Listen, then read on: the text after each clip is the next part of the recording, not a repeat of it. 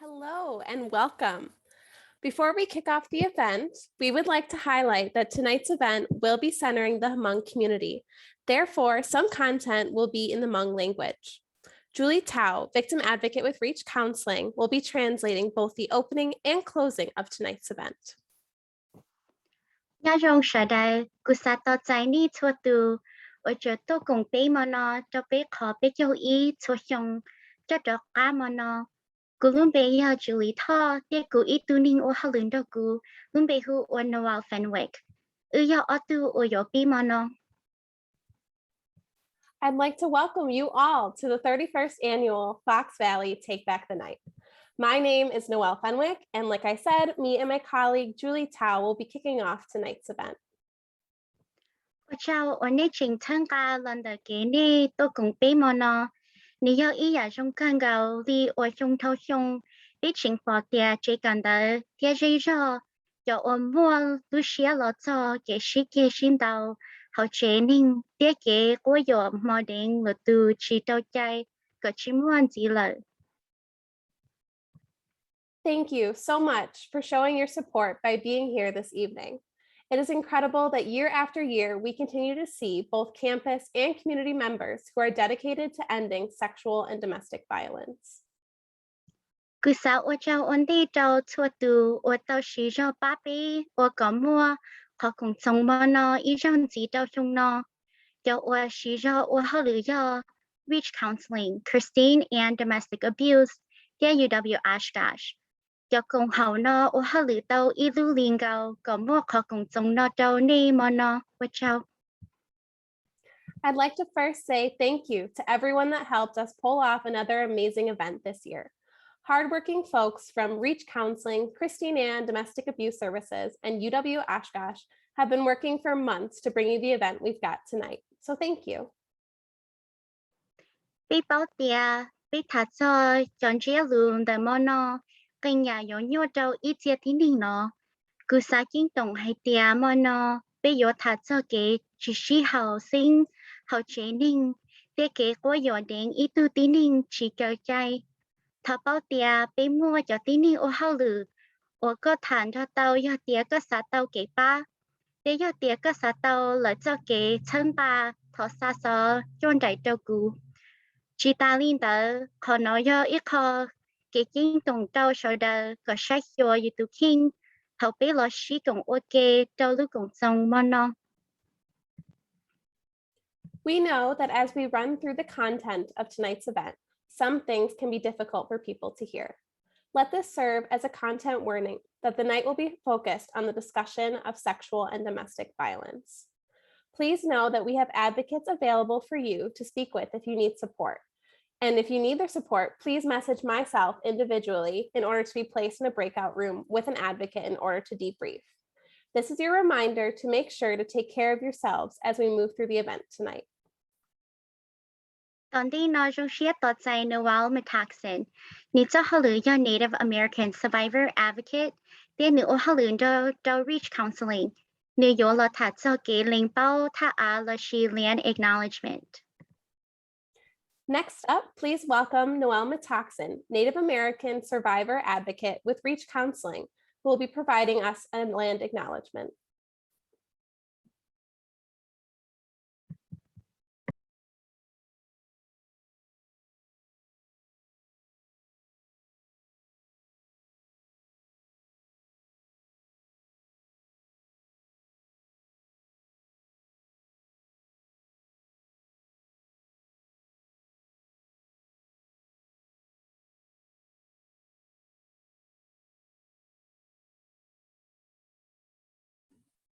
Oh, sorry. I thought I was unmuted. Okay. So hello, Paso in Menominee. Greetings to you all. Before getting into this evening's event and activities, we would like to begin by respectfully acknowledging our relationships to the traditional land of the Menominee and Ho-Chunk people. We want to pay respect to their elders, both past and present.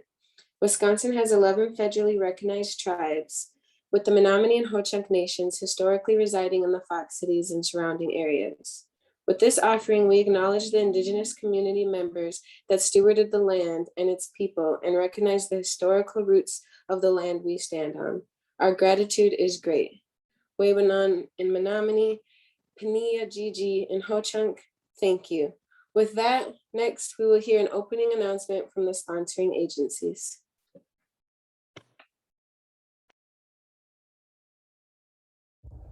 Welcome to Take Back the Night. My name is Beth Oswald, and I'm the Executive Director of Christine Ann Domestic Abuse Services.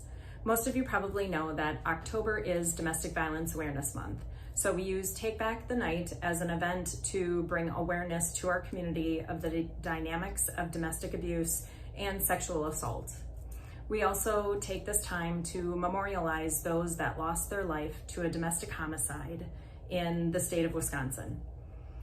2020 was particularly rough for our agency as Winnebago County alone saw 6 domestic homicides. Now, a lot of people may think that they don't really know anybody that's in that situation. It doesn't really affect them. But again, 2020 really showed how this spans across our community. There was a neighbor that was trying to intervene an argument. There were family members that were murdered because they happened to be visiting when the perpetrator was there. We saw the intended victims as well as new partners that were murdered. It was a sad, sad year. I hope you'll take tonight to learn something and educate others on the dynamics of domestic abuse and sexual assault. Thank you.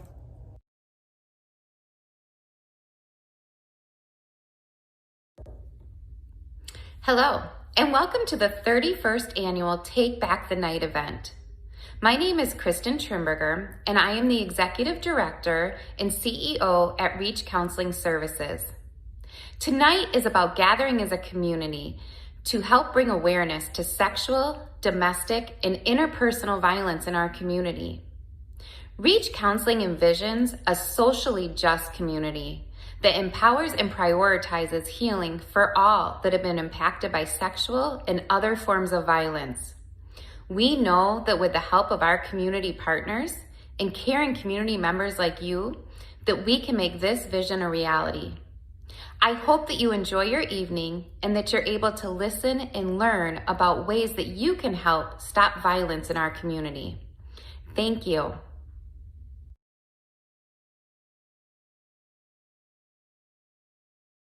Welcome, everyone.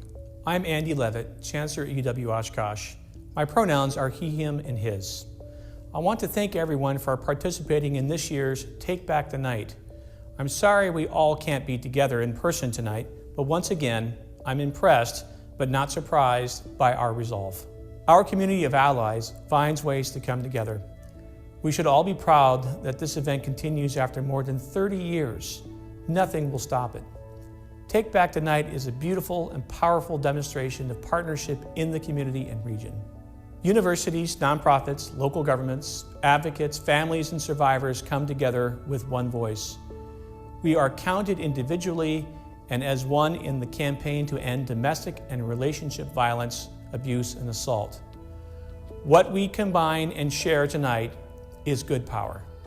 I'm very proud of UW Oshkosh's leaders, experts, and efforts in this ongoing campaign. We also know we, allies and advocates, must never feel settled or too comfortable. We have a tradition and commitment to challenge ourselves to learn more, listen better, and strengthen our support and resources to survivors and allies. I think we all recognize and embrace this. That's why we continue to gather at Take Back the Night. This is one of the most enduring and vibrant rallies of its kind in Wisconsin. You make it so. I again extend my thanks and UW Oshkosh's thanks to all of tonight's event leaders and participants. Let's be proud. Let's never be afraid to get loud. Let's take back the night. Thank you.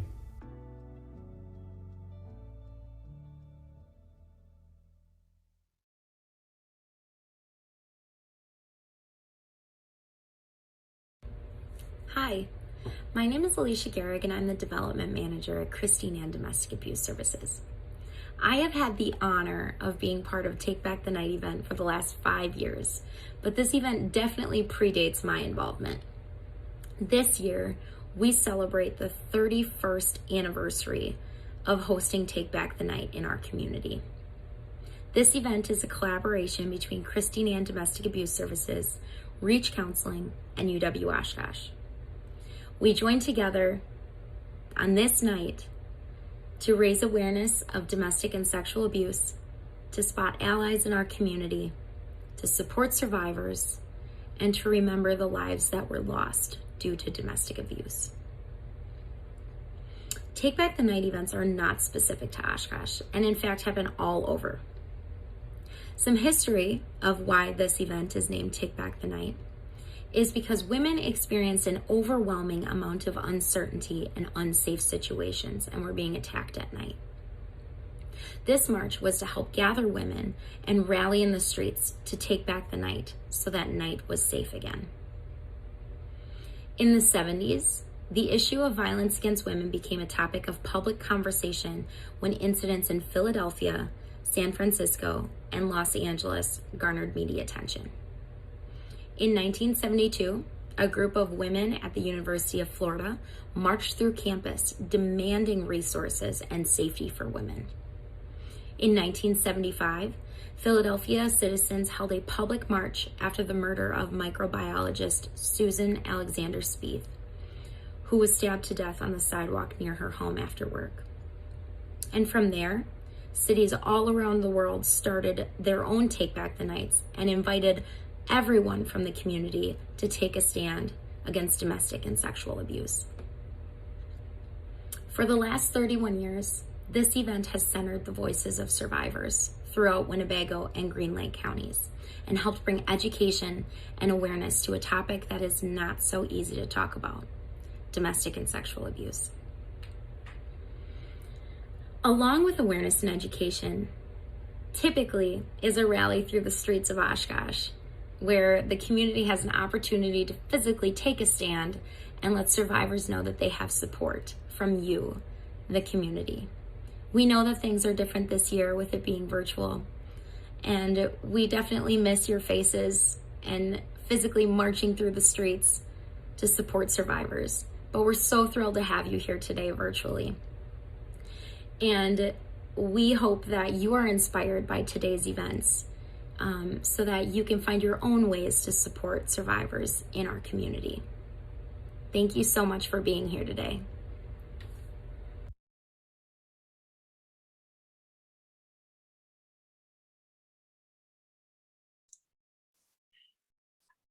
Good evening, everyone. My name is Alicia Johnson. My pronouns are she, her, and hers, and I am the director of the Women's Center at the University of Wisconsin-Oshkosh. We're now going to hear from Mayor Lori Palmeri of the City of Oshkosh, proclaiming today as Take Back the Night Day.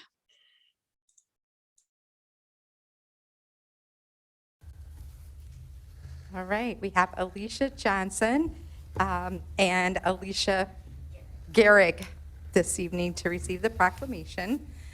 Take Back the Night Day 2021, whereas sexual, domestic, and interpersonal violence impacts all residents of the city of Oshkosh and the state of Wisconsin. Whereas 68 Wisconsin residents lost their lives to domestic and interpersonal violence in 2020, including 3 residents of Oshkosh. Whereas sexual, domestic, and interpersonal violence remain a vastly underreported crime.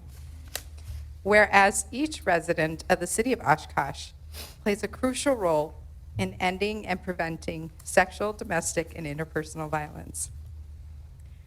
Whereas the 31st annual Take Back the Night event will be co-hosted on October 6, 2021 by Christine Ann Domestic Abuse Services, Reach Counseling, and UW Oshkosh. Whereas residents from the city of Oshkosh and surrounding areas are invited to virtually gather to honor victims and survivors of sexual, domestic, and interpersonal violence and identify ways each person can be part of the solution to prevent sexual, domestic, and interpersonal violence from happening in our community.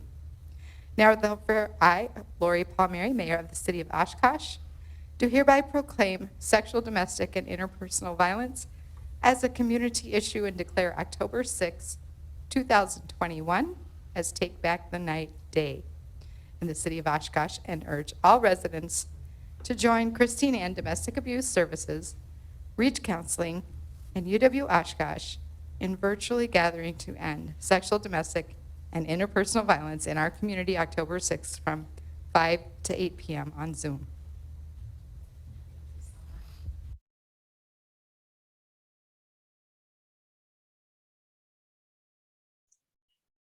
We are grateful for Mayor Palmeri continuing to proclaim Take Back the Night and last year, Take Back the Week in the city of Oshkosh. Now we are going to proceed with our longstanding tradition of reading the names of domestic homicide victims in 2020 in the state of Wisconsin. We will also be adding to the tradition to add Hmong names that have been compiled by the Black and Brown Women Power Coalition. From the database or list that was compiled by the Rainbow House and Domestic Abuse Wisconsin, what we know from this report is that more than 94 Wisconsin lives were lost to domestic violence homicide in 2020. That means that approximately one person was killed in the state of Wisconsin every 3.9 days due to domestic violence homicide. 20% of victims were age 18 or under. This list that we are about to read includes intimate partner violence, sibling homicides, parent-child homicides, and LGBTQ+ intimate partner relationship violence. In Wisconsin, over 1/3 of the perpetrators in 2020 who used a gun to commit a domestic violence homicide were legally prohibited from possessing a firearm.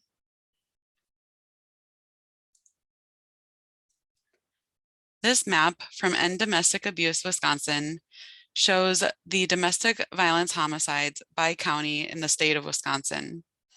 You can see that Winnebago County has 5, making it the 3rd most in the entire state.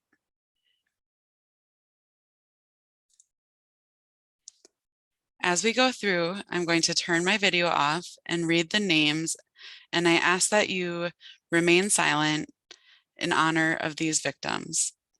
We will read the name and the age of the victims. We do not include perpetrators in this list.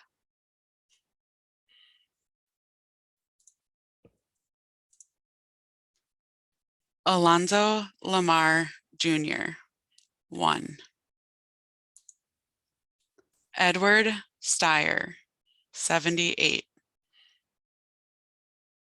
Samantha Roberts, 20. Mary Bolton, 62. Danielle Colon Jr., 30.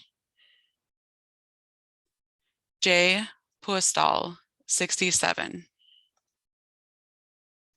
Amara Jerica Banks, 26, and Zanaya R. Ivory, 5.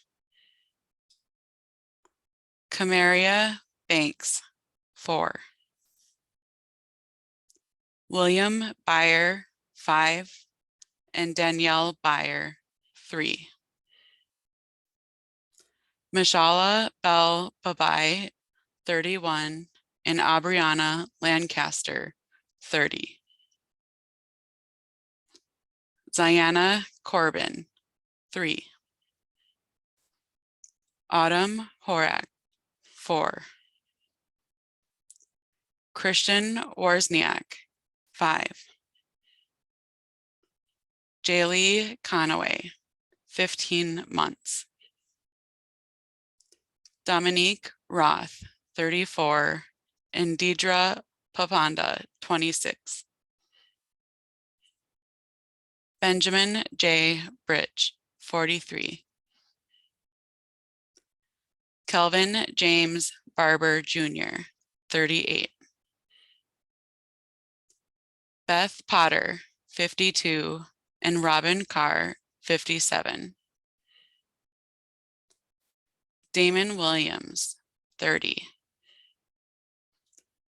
Michael L. Stone, 23, and William R. Stone, 19. George Hudginian, 60. Craig Tarr, 60.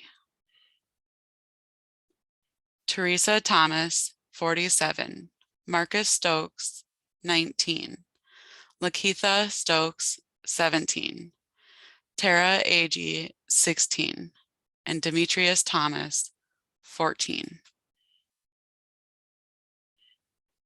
Laura M. McMillan, 56. Unnamed infant, 7 weeks.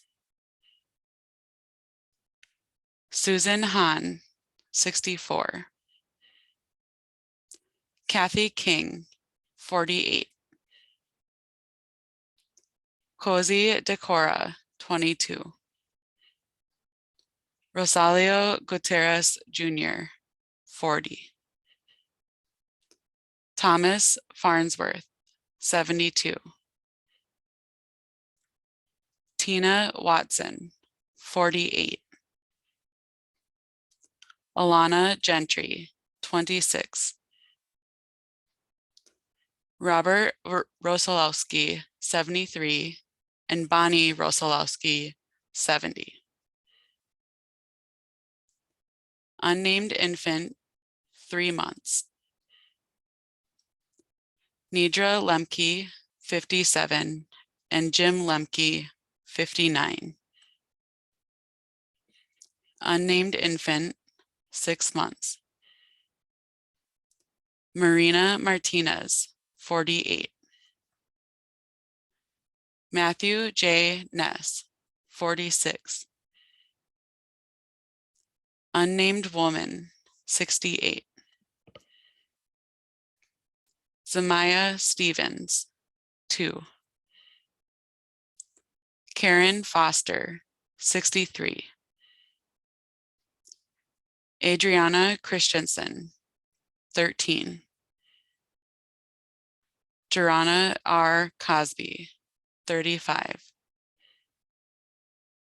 Unnamed woman, 63. James Grutner, 59. Charles Lutzi, 70. Katie McConkey, 32. GMB, 54. Simone Hughes, 20. Gary Eichstadt, 64. Lafayette Gordon, 62.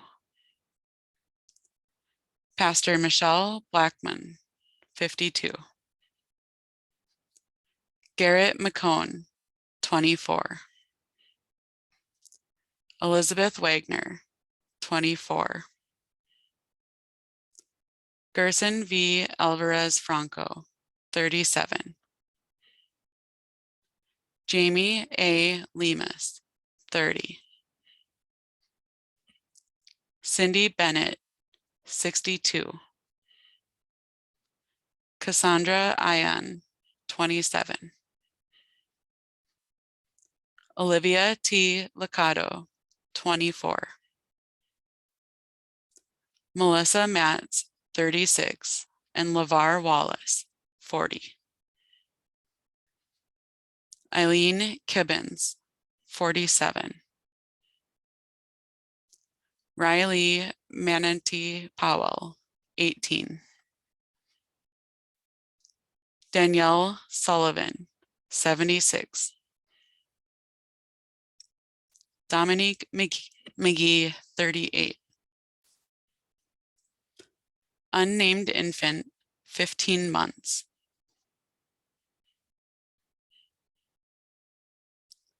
LJ, 63. Driana Swan Murphy, 17. SA, 67. Louis J. Johnson, 47. Jessica L. Ewers, 44.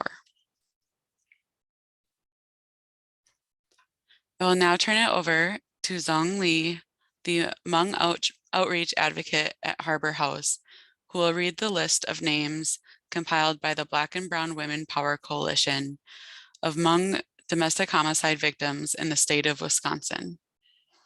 She will read the name, age, and their year of death.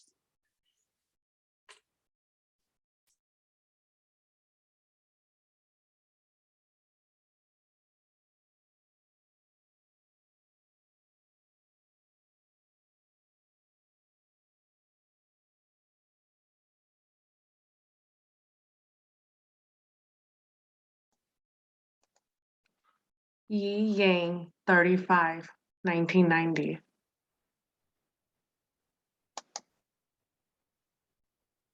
Hua Xiong, 19, 1994. Song Li Wei, 54, 1995. Jia Feng, 23, 1996. Va Mo, an 18-year-old daughter, 1998. Mai Zhang, 32, 1999.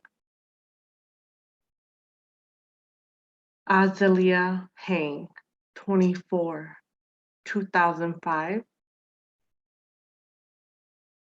Zia Yang, 36, 2006. Padalina Thao, 29, 2006.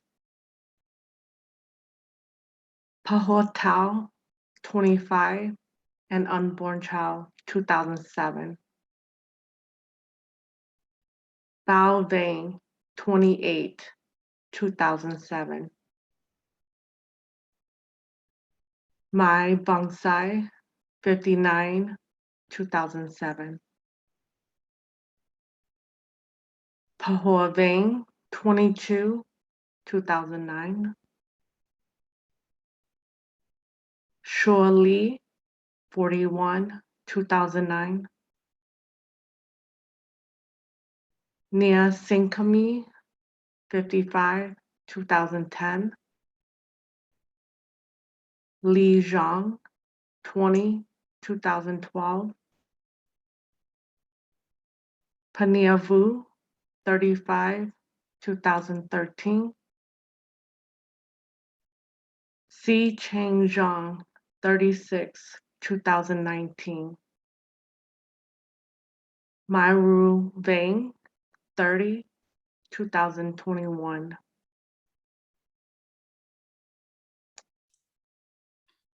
Please join us in a moment of silence to honor the named and unnamed victims of domestic homicide in the state of Wisconsin.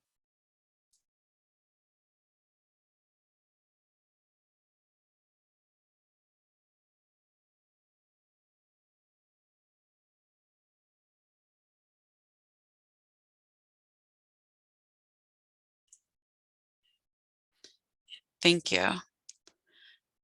We, as a committee, as a planning committee, felt like it was important, after reading these names and honoring the victims, to provide some background and context to the Hmong culture.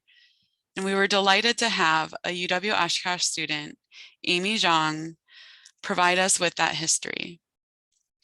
But first, we wanted to give a little plug for the UW Oshkosh Hmong Studies program and their upcoming event, their fall speaker series, next Tuesday, October 12th, from 4:30 to 6. It will be virtual. Everyone is welcome. It is free.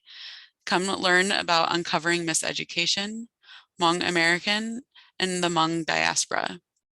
We will be posting the event information on the Fox Valley Take Back the Night Facebook page later. Hello everyone, my name is Amy and I am a student at the University of Wisconsin-Oshkosh. Today I will be introducing a little bit about the Hmong history and some commonly asked questions about the Hmong people, like where we are from, who we are, why we are here in America, and lastly, what it means to be Hmong. To begin, where are the Hmong people from? The Hmong people do not actually have a country or state land to call their own, but they are said to originate from the southern regions of China, and they lived there for many centuries up until the Miao and Taiping rebellion against the imperialism of China, which happened around the 1700s to mid-1800s. And what this did was this caused a lot of the Hmong and ethnic groups to migrate to the southern regions of Asia, also known today as Myanmar, Thailand, Laos, or in Vietnam. The Hmong people also lived in these regions for several decades, and they were part of many political matters and political battles. One of the major ones, which in fact many Americans do not know about, happened to be the Secret War, which was a war that had taken place during the Vietnam War. Now, what exactly was the Secret War? The Secret War was a war that happened in spite of the US CIA and the recruitment of the Hmong in Laos to help them fight against North Vietnam in the fear of the spread of communism there. The US recruited Vang Pao, a respected general amongst many Hmong Americans and Hmong people, and thousands of Hmong males from young to old to fight alongside the Americans. In 1973, when a political treaty was signed to withdraw all American activities in Laos, more than 120,000 of the Hmong became refugees there. When southern Vietnam fell into communism in 1975, General Vang Pao and about 2,500 Hmong military forces and family members were airlifted to Thailand. Those who remained in Laos had to evacuate by foot so they would not be killed by the communists who targeted all Hmong people for siding with the United States. While many Hmong lives were lost from the bombing and the aftermath of the war and the journey to Thailand, the promise between the Hmong officials in the United States allowed many of the Hmong people to be political refugees in the United States. The earliest Hmong settlers came around December of 1975, and the late settlers came here in the States in 2006. Many of the Hmong in America mostly reside now in Minnesota, California, and Wisconsin. Some other refugees also reside in different parts of the world, for instance, like in Australia, South America, South Africa, or in Europe. To look at some numbers though, Wisconsin actually has the third largest Hmong population, and as of 2019, according to the Milwaukee Journal, there were about 55,000 Hmong people here in the state of Wisconsin. Lastly, what does it mean to be Hmong? Hmong means different things to different Hmong individuals, but the Hmong people are best known to be unique and rich in their culture, and especially in their practice with shamanism and their beliefs that follow after. Over the years, the Hmong have assimilated into different lifestyles depending on where they lived.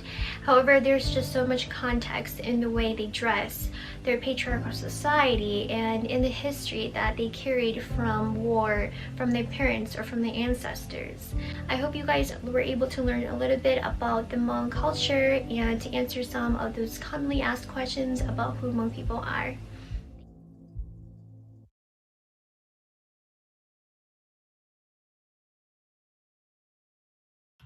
Thank you, Amy, for that wonderful history of the Hmong community.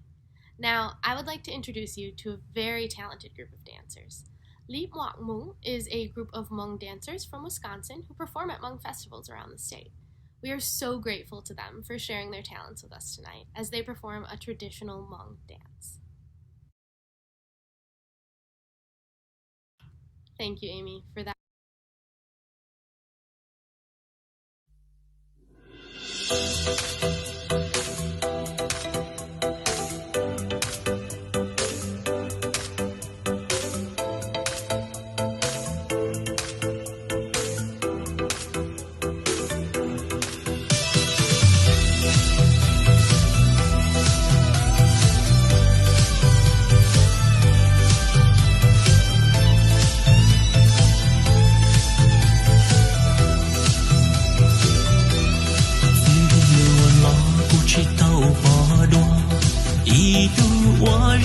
chua ly có yon đủ cho lo nên yêu gió mùng đàn chỉ thiên gì có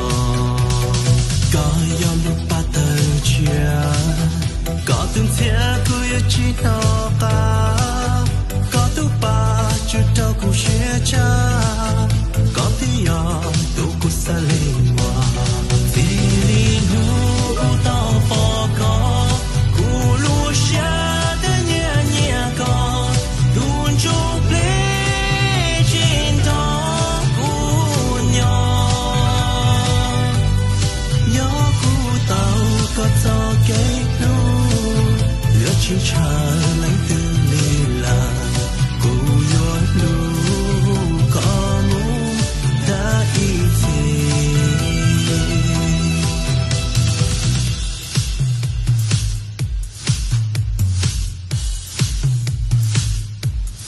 vì lý nu cú tao bỏ có cú lu xa tới nhẹ nhẹ có đun chúc lễ trên đó cú nhỏ gió cú tao có gió kết lu gió chỉ chờ lấy từ ly là cú yo lu có muốn đã ý gì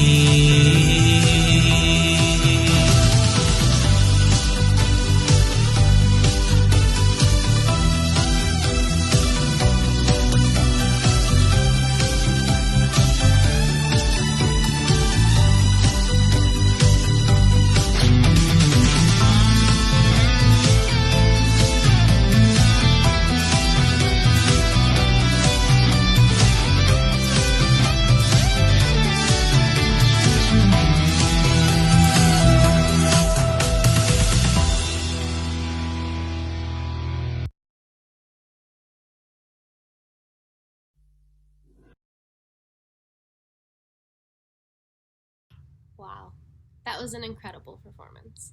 Thank you again to Lee Watmung. Our next performance is by Dong Zhang, who will be singing a song that he wrote. I will let Dong introduce himself and the song.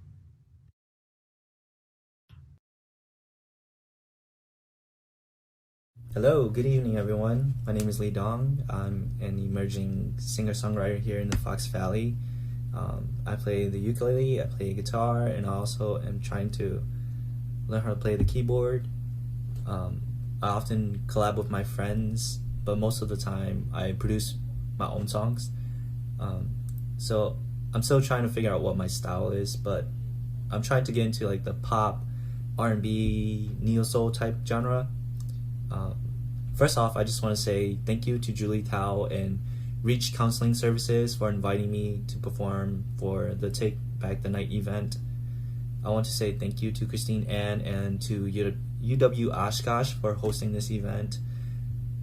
I think it's really important to educate and inform our communities about sexual and domestic violence.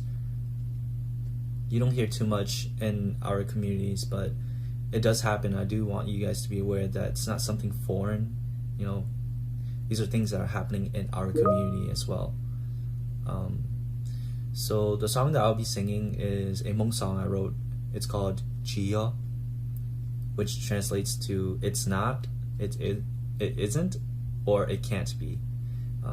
I produced it myself, and it's a song I wrote about having the power to reassess in an unhealthy relationship and building the courage to say, hey, this isn't for me. And it's leaving the relationship before it causes any more harm. So yeah, here it goes.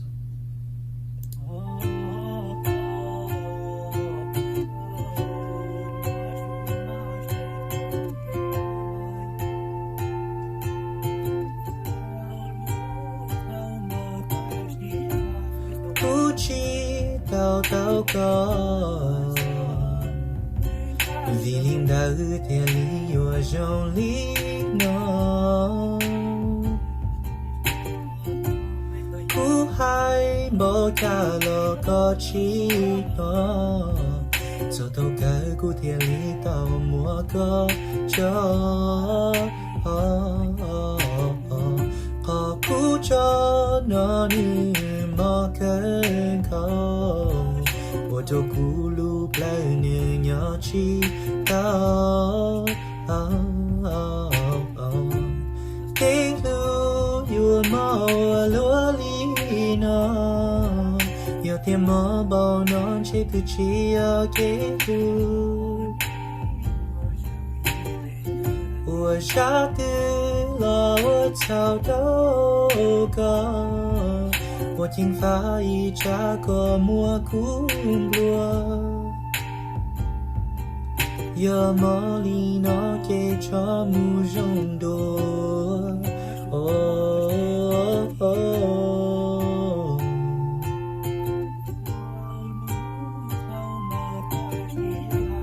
海上老涛个无西给，对面妹妹老平我个女个，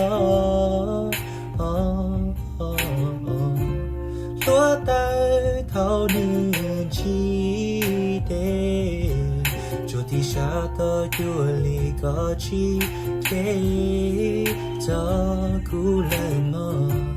给路有毛啊罗里。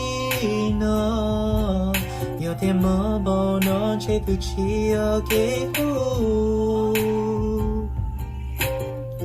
我下的了我草豆个，我听发一扎个蘑菇罗，有毛里那给着木容多，哦哦。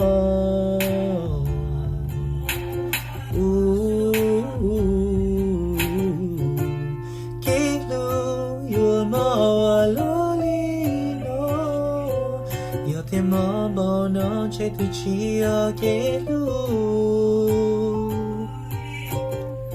我傻的了我草豆个，我听发一扎个蘑菇罗，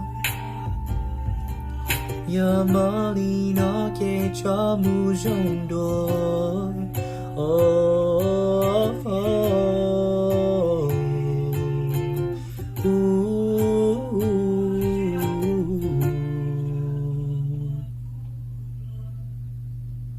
Alright, well, that's all I have for you guys. If you want to hear more of my music or just check to see what I'm about, you can find me on YouTube or Spotify under Lee Dong. So yeah, thank you for having me and hope you guys have a good night.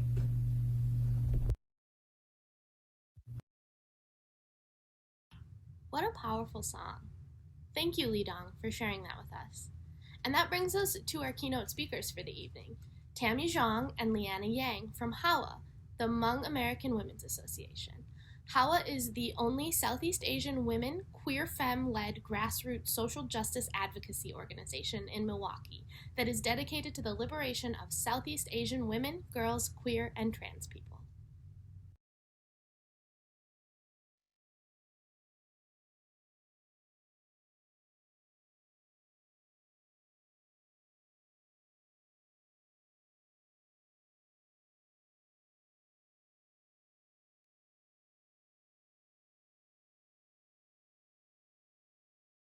Hello, Nyajong. My name is Lena Joya. I am the Outreach and Education Director here at the Hmong American Women's Association. My pronouns are she, her, hers, queen. And I'm Tammy. Welcome, everyone. I'm Tammy Xong. My pronouns are she, her, hers, and I currently serve as the Executive Director for the Hmong American Women's Association. Before we start, we just want to give a big thank you to UWO for inviting Tammy and myself to take back the night. In honoring Domestic Violence Awareness Month of October, we'd love to take a moment of silence in honoring all of the women, girls, queer, and trans folks that we have lost to domestic violence.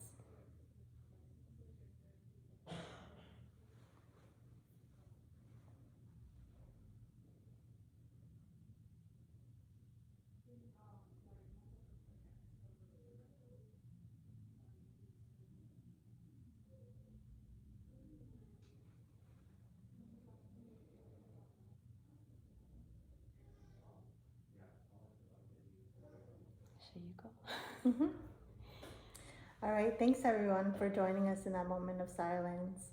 October is obviously Domestic Violence Awareness Month, and this is actually a really important month to just really raise awareness around, domestic violence. I know that in many communities, it continues to be a really hidden, a really hidden problem that not a lot of people talk about. And so here at HAWA, and I'm really glad to see UWO doing this too, is like really making space to talk about domestic violence and the impact that domestic violence has on everyone, right? It is not just, interpersonal problems, but it also is a community problem, right? Because we know that when people are experiencing violence, there are so many folks who are impacted by that violence. And so one thing here that we have really been thinking about, that we always think about, especially when it comes around to October being Domestic Violence Awareness Month, is we're always coming back to this idea of rethinking what safety actually looks like, right? And particularly what safety looks like for us as women, for folks who are, identify as queer and trans, and even for young girls, right? And we also see, like, throughout the world and in other movements too, that people are really rethinking safety. And one of the things that comes to mind as we are rethinking about that, I think that there's a lot of groups that are moving in terms of what does it look like to create a world that is really loving for everyone, right? And we're seeing, and we're also learning a lot from folks who are trying to challenge systems of oppression and harmful institutions and harmful systems that continue to perpetuate violence against women, girls, queer and trans people, right? And so there are movements across the country and even across the world around what would it look like to invest, right? Invest in communities, invest in women, girls, queer and trans people. What would that investment look like? And then would community actually benefit from those investments, right? And so we wanted to really take this time to really share with y'all our work here at the Hmong American Women's Association and how we are actually also helping to create alternatives so that we can feel that as women, girls, queer and trans people, that we are safe, right, in our communities, and that we can create a culture of safety in community. And so we're really excited to at least start the conversation and really have people start thinking about, like, how are folks really thinking about safety in their communities? And how are people really even thinking about safety for themselves and what that looks like, right? And oftentimes, what we have learned is thinking about a world that prioritizes the safety of women, girls, queer and trans people, that, so it really does take some imagination, some creativity, and some dreaming, right? But we also know that that also comes with the hard work of organizing, right? The hard work of trying to build what a more safer world could look like. And so we're excited to share with y'all like what we have been doing at the Hmong American Women's Association in terms of thinking about safety for ourselves. Mm-hmm. And so here at the Hmong American Women's Association, also known as HAWA, we are really creating, right, a world where Southeast Asian women, girls, queer, and trans folks cannot just feel safe, but live in a safe world for them. Mm-hmm. It's very important that before we dive into that, for folks to also understand the her story, right, of HAWA and how it became HAWA today. And so back in the 90s, we had about 13 Hmong women who really wanted to create a space for, specifically Hmong women and girls to come together and really be able to share similar concerns and their lived experience. And through that, right, a lot of the conversation was around safety, safety for themselves, for their loved ones, and then even in their own home. And so that's really how in today, right, we are moving in a way in which HAWA is constantly creating safeties, and it's not just something we put in place, but it's something that everybody should always come back and revisit, come back and re-envision that over and over again throughout the different chapters of your life. And so today is really why we really wanted to talk about in the month of DV, is the alternatives to safety.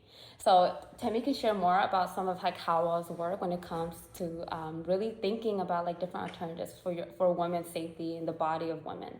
Yes, I think that one of the things that really comes to mind when we're talking about like the Hawa story and Hawa her story is we knew that we could not talk about the things that we were actually experiencing as women if we weren't actually in community with women and in a community that was safe enough to do so.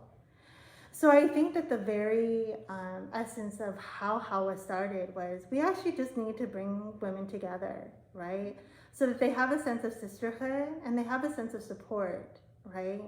And we were trying to do this in really creative ways. And so one of the first programs that we had here at Hawa when we were thinking about, organizing sisterhood, right, in community, was that we actually started a Hmong sewing circle, right, the Pandao circle, which really just brought women together in community to just really work on, Hmong textile together as women.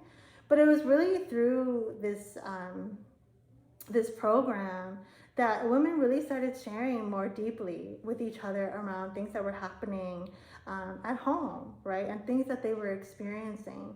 And as these women were sharing, they were also breaking the stigma of, telling these stories of just heart-wrenching stories of the kinds of harm that they were experiencing, right? And I don't think that would have happened if Hmong women did not organize for that space, right? And so right there in the mid-90s, right, with, the different waves of Hmong refugees coming into this country, I think that women recognize that hey, out in community, and in our families, we may not necessarily have a safe space to come together and talk, right? But then we know that space is really important, right? And so, the organizing work that was done to even create an organization like Hawa, which at that time was very, was very contentious in our community actually, right? Because I think that anytime women come together, that is a direct threat to patriarchy, right? And so it was just a different way of being together, a different way of building as sisters, and a different way of also trying to support each other and having conversations and breaking the silence around some of the violence that was actually taking place. And so we're constantly learning from the women that have come before us and recognizing that these are the truths, right? The truth is, if you create space for women and girls, queer and trans people to come together, then we know that there will be sharing and there will be building that's possible. And through the sharing and the building that's possible, right, then we get to move to a place where we can really break the shame and the stigma around some of the harm that we're experiencing as women, girls, queer and trans people, right? And so then moving in from that, we, in the last 25 years or so that the organization has been around in Milwaukee, Hawa's very existence is really challenging patriarchy, right? And challenging some of the harmful systems that continue to perpetuate violence against women, girls, queer and trans people, right? And so one of the things that we really wanted to prioritize and that we knew was going to be really important for helping more survivors come forward with some of the experiences that they were experiencing was to really invest in making sure that women, girls, queer and trans people had services and had support, right? To be able to connect with those resources and to not feel like they were alone, right? We know in our experience here at Hawa that oftentimes when you come forward with, experiencing any kind of harm and violence, that there's a lot of victim blaming that takes place. And the victim blaming goes as far as survivors even being completely kicked out of families, right? And not having a support system. So we know that in providing these services, Hawa also has become an alternative system of support for many of survivors who come forward, right? And so when we're thinking about, in our message today around creating alternatives, It's like, that's what Hawa has always been, right? It has always been a space for women, girls, queer, and trans people who are experiencing harm in our communities, because we know that oftentimes when people are experiencing harm and violence, they don't have a safe place to go to. And so we make sure that we continue to do this work and champion gender justice, and also challenge communities, right? Because we know that domestic violence and sexual assault does not just happen in the Hmong community, but it happens in every single community. And it is our job to not only address the harm, but it's also our job to end the harm with our community, right?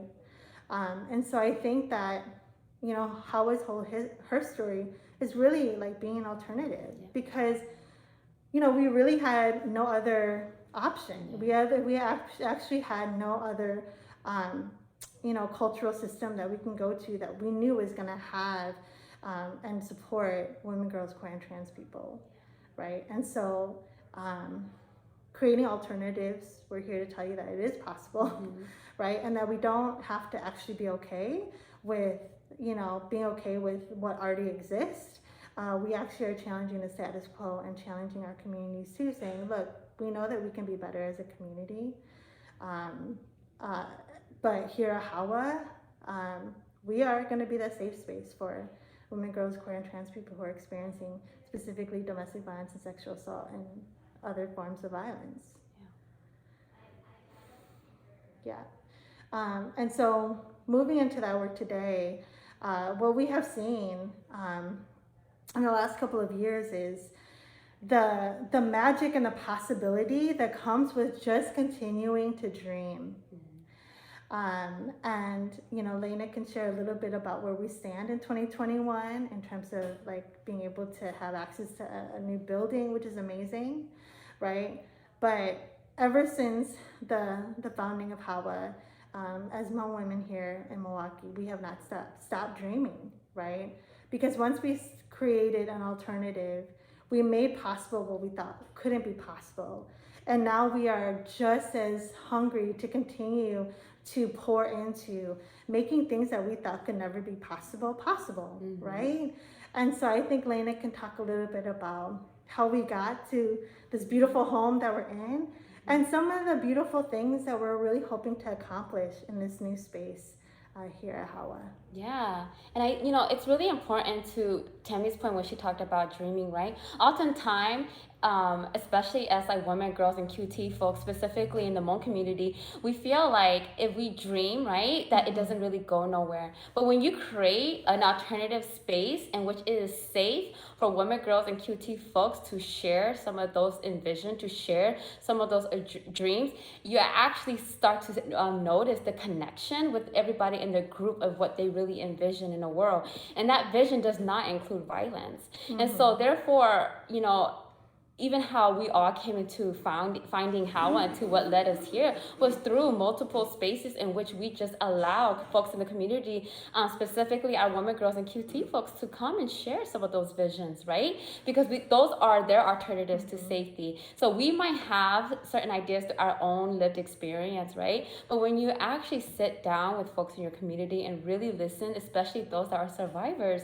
you're able to really create like, okay, this is what you're visioning, perfect, let's really turn that into a reality, because your life actually depends on this, right?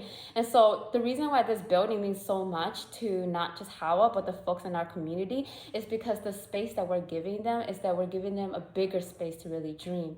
Because even for Hmong women, we did not, nor did the community ever imagine a space like this in which it is Hmong women, it is queer femme women that is leading the space.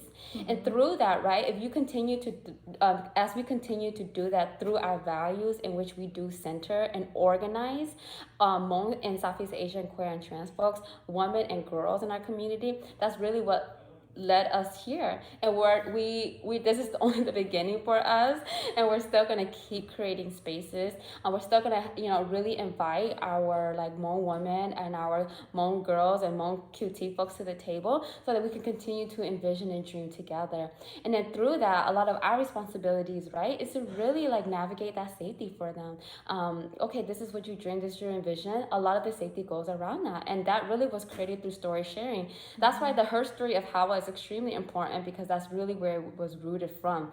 If you never get space for folks to be able to come and share, you're never going to have an opportunity to dream. Mm-hmm. Yes, and so what does this new space mean for us, right? It allows us to continue dreaming and allow us to continue pouring into women, girls, queer, and trans people here in Milwaukee. And it's going to have a ripple effect. We really, truly believe that it will have a ripple effect to our communities as well. And I think one of the beautiful things that we've really been able to do here at HAWA is like, now that we actually have a permanent address, now that we actually own something as Southeast Asian women, girls, queer, and trans people, like this is really our space and this is really our home. And what we are allowing is that we are also allowing our communities that have been impacted by violence to also create their own alternatives to everything else in their lives that, you know, they don't find that exists for them. They're able to finally come to a place where they can you know, really like envision what that could look like for them.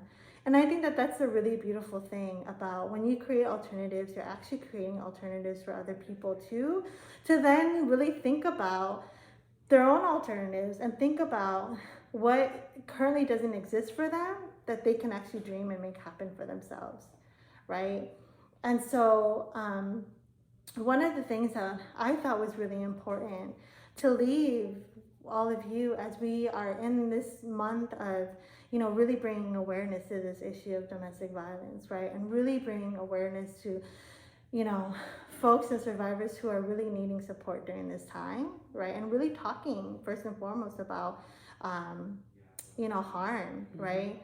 One of the things that we would love to really push you to is, how are you also reimagining a more loving world where domestic violence and sexual assault is non-existent, right? And we are constantly thinking about that every day. We are constantly here how we're thinking about what does the world look like without violence, right? And for you to also be thinking about that too, because it's actually going to take all of us to do that imagining of a world without violence, because we know that we cannot do it alone, right? As an organization, yes, we're here providing services for survivors, right? But at the same time, it is also our responsibility to community and to the world to try to figure out how we're actually going to end harm and we're going to actually end violence, right? And so for people, you know, who are joining us tonight, to really think about, how are you creating a more loving world? Are you creating alternatives around you? Are you putting in work? Are you putting in effort to really think about that every single day? And I'm thinking about, you know, folks who may be like, you know, that just seems like it's a lot of work, right? Like, okay, Hawa, like I'm not gonna buy a building and have all this like like space for folks in my community. Like I feel like that's too big of a stretch, right? But I'm also thinking about what folks can also be doing in small ways that just allows us to be able to exist in a more loving world, right? So what are like some small action things that you can do every single day? And one of the things that I try to do is, like in terms of creating a more loving world, is like, I want to be able to make sure that people that I come into contact with feel seen and feel heard. And oftentimes we're just going through life, but we're not able to see people and we're not really able to hear people, right? And so those are some small things that I try to do in every single one of my interactions, even virtual interactions, making sure that people feel seen and people feel heard, right? And so if you're not able to think of like these larger dreams that maybe me and Lena are always constantly literally dreaming in our dreams at night, that really just think about small ways, right?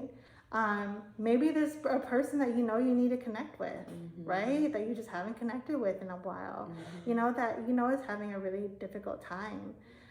We know that in working with survivors, it's really, really difficult for folks to be going through this alone, right? But I think that it makes it a little bit easier when you have just loving people reach out and just connect with you and just check in and see how you're doing, right? And so how do we eliminate those really like isolating moments for survivors and really just pull them to the light and be like, look, I'm here for you, right? Yeah. Yeah, and some of my like what I reimagine for a loving world, right? To as we're asking you all, we're also participating too, is to also say like, you know, for me, it's like, how can I hold myself accountable to the gender justice piece? How do I hold myself accountable and learning and continuously in my self-learning, right? If I have like queer and trans folks in my life, how can I do my own learnings in which I'm not harming queer and trans folks, right? How can I hold myself accountable to my own learnings through like a queer justice lens, a gender justice lens, right? Because in those ways we are decreasing harms and we are really creating a world where a lot of our folks can feel a lot more safe. And Yes.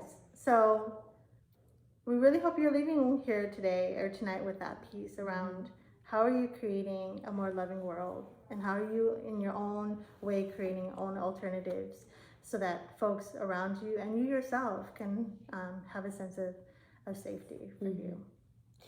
And then even through this conversation, right? If folks after listening to this, if you're just interested in connecting with Hao, and if you're like interested in just getting more information about how to connect with us, we are looking to host more events. We are hoping to host our open house this coming up spring, and really inviting folks in to really just be in space with us and kind of really getting to know folks around us.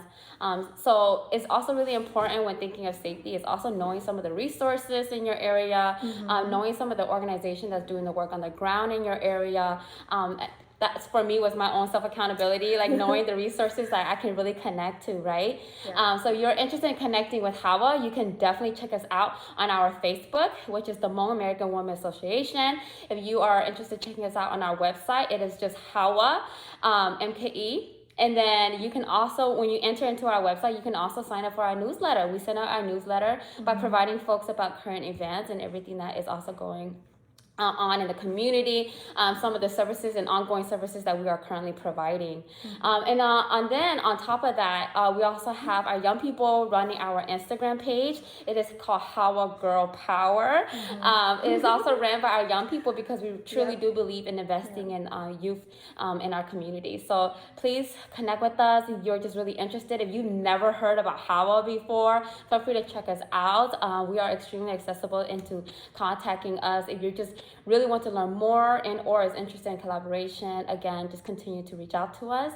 We cannot thank the UWO enough for really recognizing our work and continue to uplift our work. We really, really do appreciate it, especially in the month of October as we are honoring all of our domestic violence women and survivors.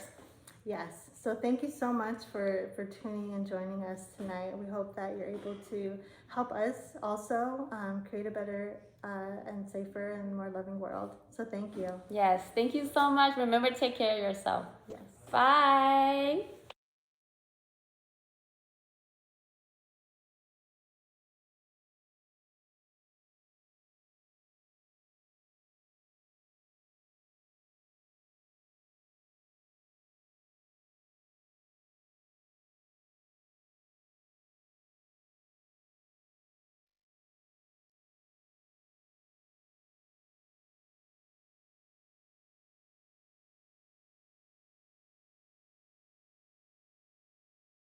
Thank you so much, Tammy and Leanna.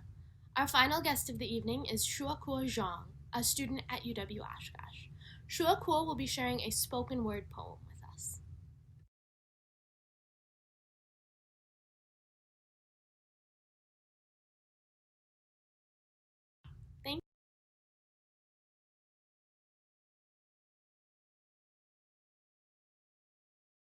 During the summer 2020 Tokyo Olympics, I fell in love with Sinisa Lee. Watching her stand atop pedestals receiving love and medals was so surreal to me, it felt like I was dreaming. To watch someone who looked like me, who spoke the same language I did, who had relatives that reminded me so much of my own, was the most comfort I had ever felt watching my TV. But a sharp pain from a wound buried deep in my heart would sound no matter how much I tried to drown out the noise. It would make me wonder if Suni dealt with the woes of being a Hmong child like I and many other Hmong children have faced. I wondered if sometimes it was hard to love a culture that seemingly confined her into a trope of being a docile, loyal, quiet child, and what would happen if she was anything less, with no dreams allowed. Just a duty to serve her family, and hopefully become a docile, loyal, quiet wife in due time. I wondered if sometimes she looked back on her past and shuddered from the thought of having to wake up each morning and having to tell herself to survive just one more day until those one more days landed her in a home without ruined drywall, tear-soaked pillowcases, and silent suffering. I wondered if she dealt with the same wounds I did, or if she was just lucky enough to be the exception. But then I realized that Sinisa Lee should be the rule and not the exception, that yes, we should be happy for her successes, but also we should use it to drive our point home that we as Hmong children should be allowed to grow.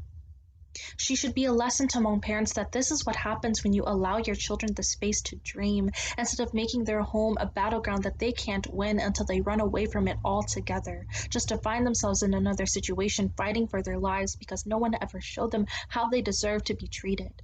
She should be a role model to Hmong children that this life that they feel isolated in is not normal, and the ones who raise us should not use tradition as a vessel to harm us and blame us for when we refuse to partake in tradition because of the wounds still fresh on our bodies.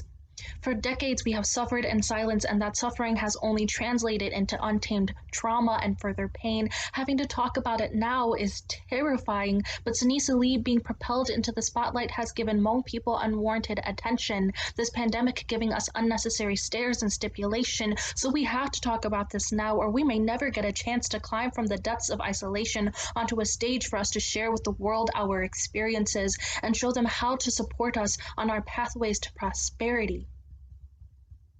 That same prosperity that our ancestors fought and died for, which now all feels like some lie because of the rope that we felt restricted around our souls, blurring the lines between our ancestors wanting to keep us safe or wanting to control us. I think over the years we've all lost sight of what that main goal was.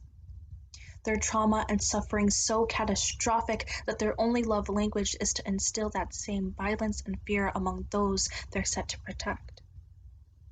But her dedication to Hmong people is a testament that no amount of violence, pain, and suffering will be able to have the same results as letting us continue to see where our dreams lead. Sinisa Lee shows us that we can take up space in any room that we enter, and that life should not be about merely surviving, but thriving through our culture and its traditions, our society and its faults.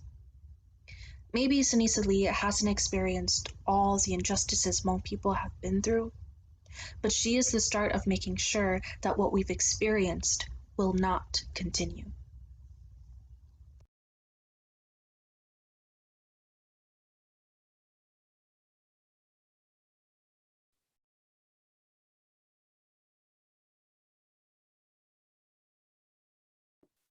Thank you for that powerful spoken word.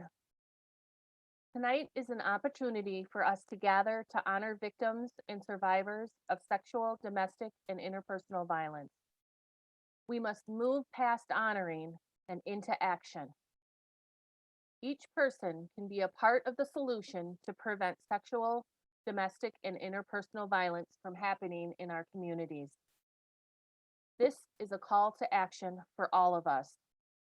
There are many things we can do individually and collectively to help end and respond to sexual, domestic, and interpersonal violence in our communities. Even seemingly small actions have a significant impact on the reduction of sexual violence. You can believe survivors, listen to survivors, and validate their experiences.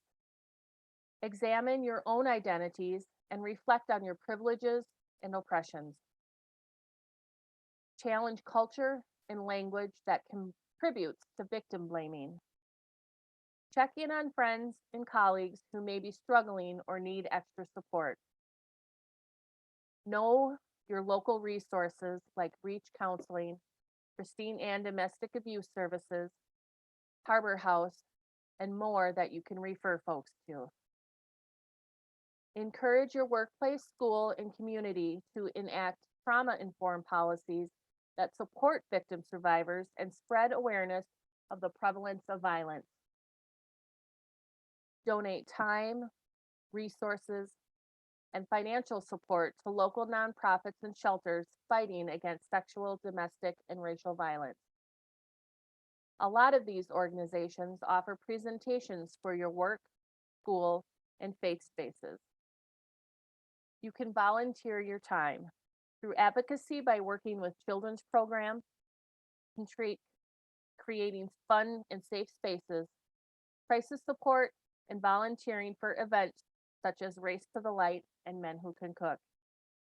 Educate yourself on the history of violence towards the Asian community and the increase of violence that has occurred during the COVID-19 pandemic. Speak out when you witness hate crimes or other incidents of violence and prejudice. Learn about Hmong culture.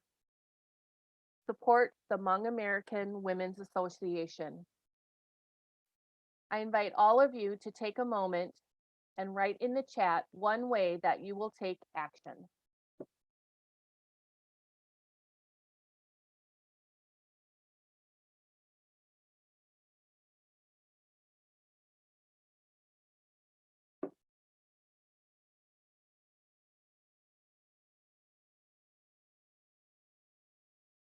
Before passing on to the closing portion, I would like to end this call to action with a quote from the book, The Late Homecomer, a Hmong family memoir written by Hmong author Thao Yang.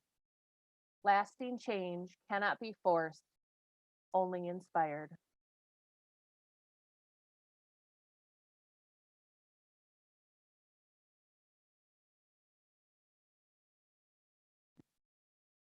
Thank you so much for everything that you're writing in the chat. Yes, learn about what is available in your community.